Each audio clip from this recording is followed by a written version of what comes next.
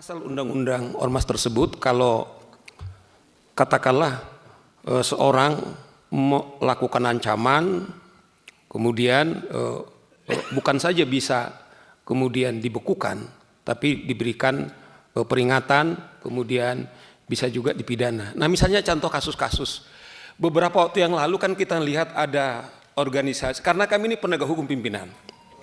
Misalnya, ini contoh tentu karena kami bicara penegakan hukum, kemewahan advokat itu hanya dengan bukti. Misalnya pimpinan sidang sudah tahu ada viral, misalnya ketika Hercules dalam salah satu perusahaan karena tidak bisa kemudian diberikan apa kepentingannya, kemudian perusahaannya ditutup. Kalau dari kami perspektif advokat sudah sangat telanjang, ini mestinya harus sudah ditindak. Itu yang dikatakan Daniel. Adakah sampai detik ini kita berbicara, jangankan dibekukan, diperingatkan pun tidak. Contoh yang lain, saya masih ingat nih, telanjang nih pimpinan. Kami sebenarnya sudah menyiapkan, ada satu hari dia mengeksekusi barang. Di situ ada Brimob. Kemudian ada seorang warga negara Indonesia. Kemudian itu disidang itu dan dibilang, saya sudah lama tidak makan orang, katanya. Pimpinan sidang diam itu. Brimob itu diam. Saya masih ingat beberapa waktu yang lalu yang pimpinan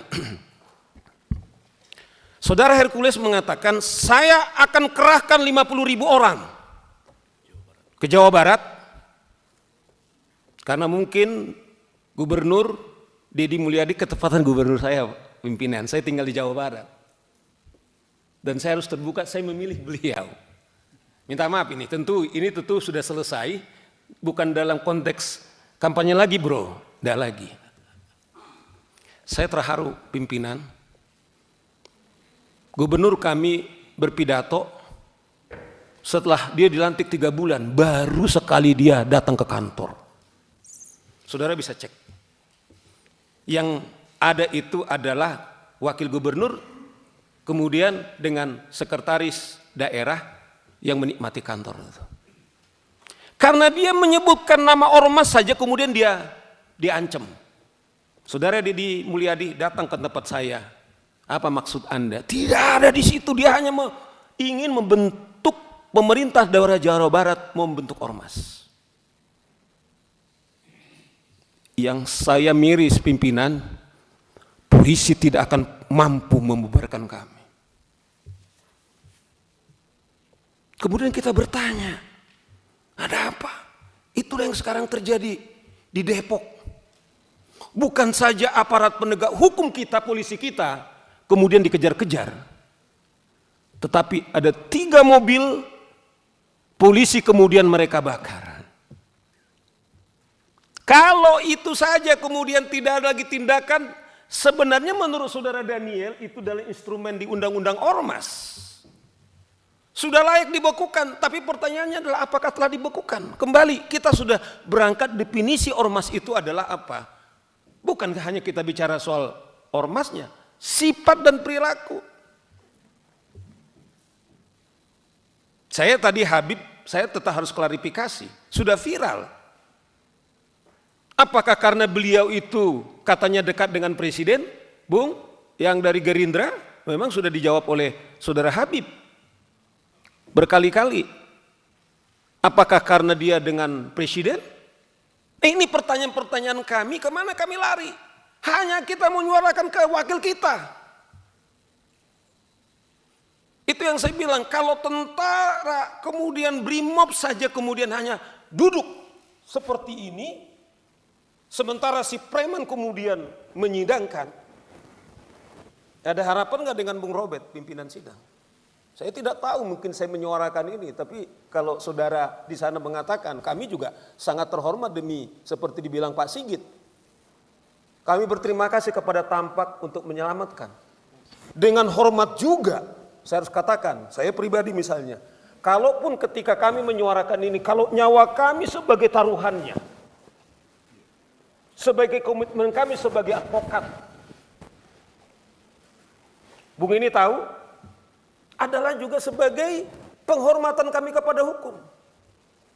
Tetapi sampai detik ini, kawan-kawan, tidak ada. Itulah menurut kami kenapa ini penting, sangat urgent. Kita tidak benci kepada siapa-siapa, saya kembalikan tidak. Tapi kami harus menyuguhkan fakta-fakta. Itulah urgensinya, bahwa ini harus segera kita selesaikan. Apakah betul yang mulia hanya yang mulia tahu? Yang punya kemewahan, apakah hak bertanya? Karena itu pertanyaan-pertanyaan yang muncul. Kami tidak punya pengewahan untuk menangkap. Paling kemewahan kami, ya kami orang lapangan, kita udah terbiasa pimpinan. Ya kalau ada orang mengklaim nyawa, kita nggak pernah makan orang.